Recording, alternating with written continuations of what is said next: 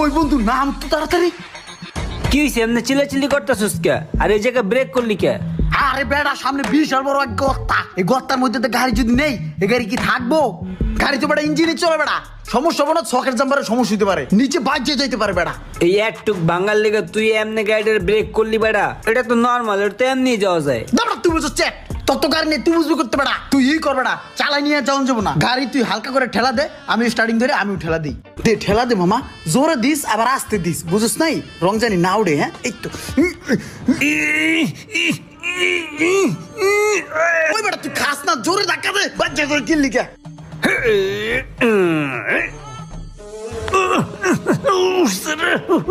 উঠছে উঠছে, আর ধাক্কা দিস না, সমস্যা করে।